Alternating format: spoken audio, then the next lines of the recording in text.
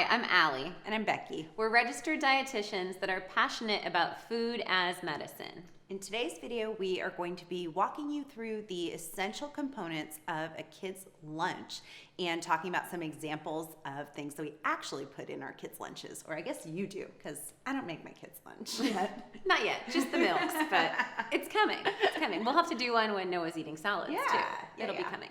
So yes, when we're looking at kids' lunches, unfortunately, many children's foods are just overladen with carbohydrates, and this creates an unfavorable blood sugar spike, followed by a blood sugar crash, which can influence behavior, concentration, focus, and even academic testing scores. So we want to highlight some of the essential components and then tell you how to throw it all together. The first priority that I would make for a child's lunch is getting adequate protein. So you want to aim for a minimum of 2 ounces of biological protein per meal. So some examples of a protein could be an organic nitrite-free salami or sausage. We have wisps, which are cheese crisps like Parm crisps. This is a aged cheddar, so a little bit more nourishing than like your low-fat string cheese or mozzarella, but that could be an option as well. And then these are wild salmon bites by Epic Foods. Other things I've been known to throw in my child's lunch would be a grass-fed burger patty that we would cut up into chunks, and she's fine with eating it cold, as well as things like chicken thighs or chicken breast, and really any leftover item. In today's lunch feature, we actually have her with some roasted turkey that I did with like an apricot glaze, and this was baked in the oven. So she's got a solid 2 ounces of protein right in here.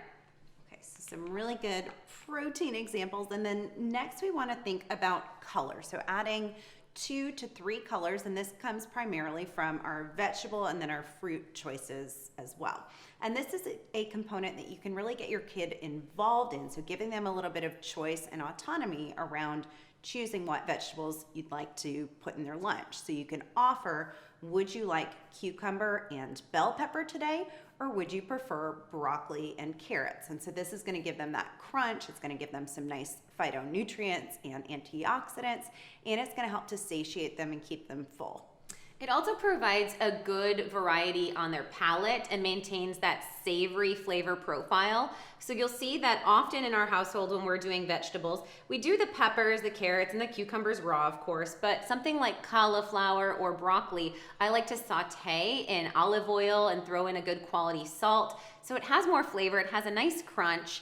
And again, Stella does really well with that cold, but she does prefer it to have flavor, and fat and salt are definitely essential components to bring vegetable flavors to life. Yeah, and that's where you can really repurpose those dinner leftovers. Again, if you did a sheet pan of roasted broccoli or roasted cauliflower, you could just repurpose that into lunch the next day. Absolutely, and not to mention that when you add fat to some of these vegetables, you're actually going to enhance the nutrient density. So we think of things like the fat-soluble nutrients in vegetables like vitamin A, E, K. All of these are going to be enhanced when you add quality fats.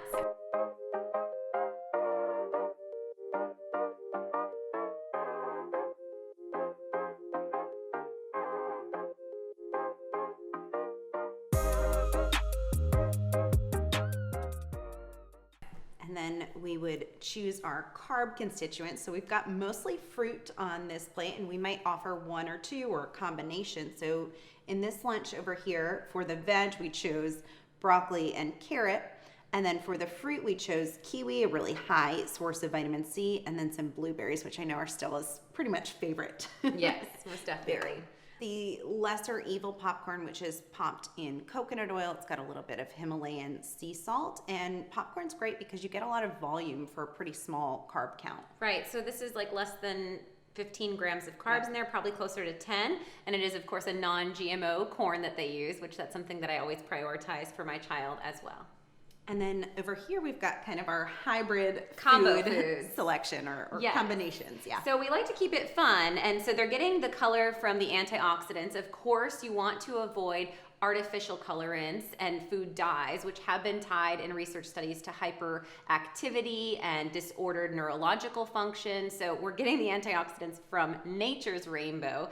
But then we also like to have something that's satiating, that the child can sink their teeth into, if you will, and has a good, robust variety of flavors versus these kind of single ingredients. So over here we have like the Simple Mills crackers. These are an almond flour cassava-based cracker. Cassava is a tuber or a root vegetable.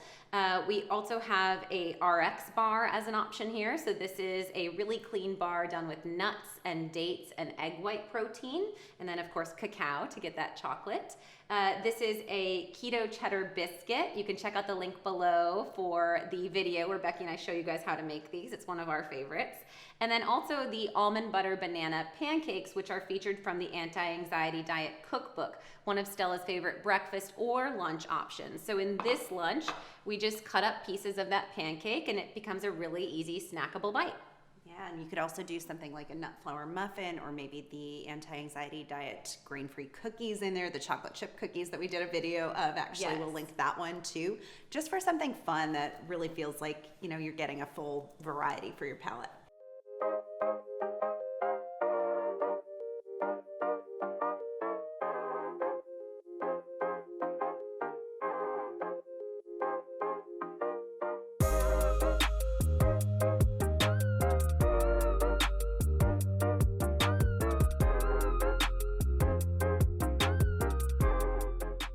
So my daughter Stella is 4.5 years old, and this right here is an example of her exact lunch. For those of you that are wondering, we will link the container of these bento boxes. I'm a really big proponent that it's stainless steel, so it's not plastic made. It's not gonna leach any of those xenoestrogens or toxins that we don't want inside of our children.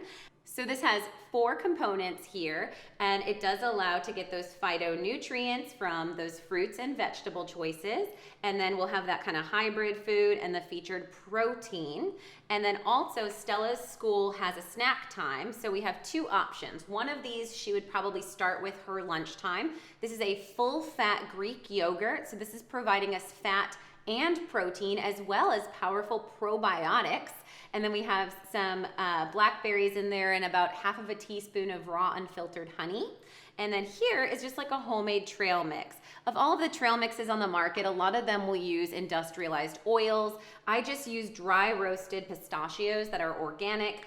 I use the Hue Kitchen Gems for a little bit of chocolate chunk, and then some dried mango. So this is a really clean trail mix, and we'll do different varieties of this so that she just gets a variety of textures, flavors, and all sorts of stuff going on. Hopefully this has been helpful for you guys and you found some inspiring combinations for your kiddos' lunch that can keep things interesting and keep them nourished and grounded at the same time. Below, we're also going to link our ultimate guide to school lunches blog where you can get more ideas of how to really mix things up. Leave a comment of something that you learned as well as your child's favorite lunch combinations, and be sure to subscribe to the Naturally Nourished YouTube channel so that you can stay on top of all of our tips and tricks. Ow! Okay. 1 take or 2. Good job.